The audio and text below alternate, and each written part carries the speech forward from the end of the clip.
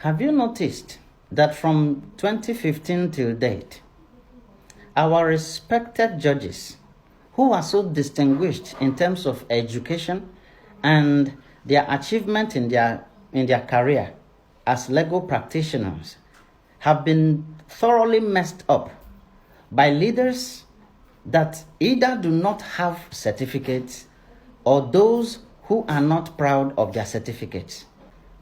The truth is, from the case of Nnamdi Kanu, to that of Egzazaki, to that of the former security advisor Sambo Dasuki, to that of Emefiele of late, it is very clear that the executive does not have any form of regard for the judiciary. But what baffles me is the fact that the judges and justices, as respected as they are doing nothing about it. They will give injunction, they disregard it. They will pass judgment, they will neglect it. Yet they will come to them for some unnecessary injunctions, or maybe to stop the NLC, or to stop ASU, or to stop the members of the public from protesting unpopular decisions or policies, and this judiciary will also oblige them. You know, the thing is making me feel somehow. Is the judiciary that helpless? People that are so educated, before you become a lawyer, you must have gotten your LLB, you must pass the law school before you are called to bar, and then you start your practice. You should know what somebody will go through before he becomes a judge or a justice of the Federal Republic.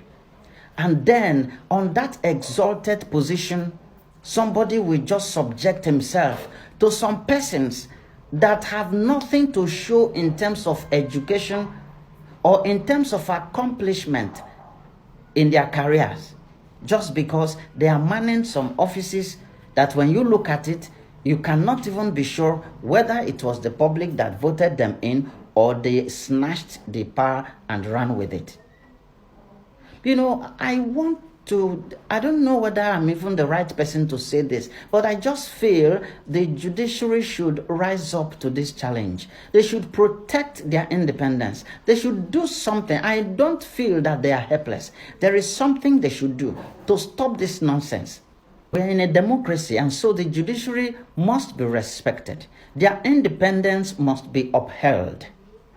Otherwise, we are just making a mess of this. In fact, it's not a democracy, it's just a mere civil rule. You see, by the time the courts, not even one court, by the time the entire judiciary will begin to say no to certain demands from the executive, in protest to the utter disregard, to the disrespect that they have received from them, until they do this, nothing will change.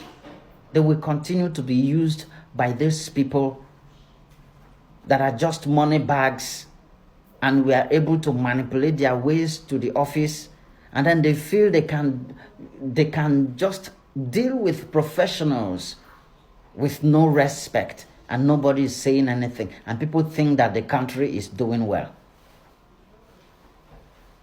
Please, even as we are waiting for the tribunal to pass judgment, we're expecting them to show that independence. They shouldn't allow themselves to be influenced. They earned their position, and nobody can threaten them or push them out of that position. Do the right thing, and let it be said that you were forced out of office for doing what is right. As far as I'm concerned, you are not hungry.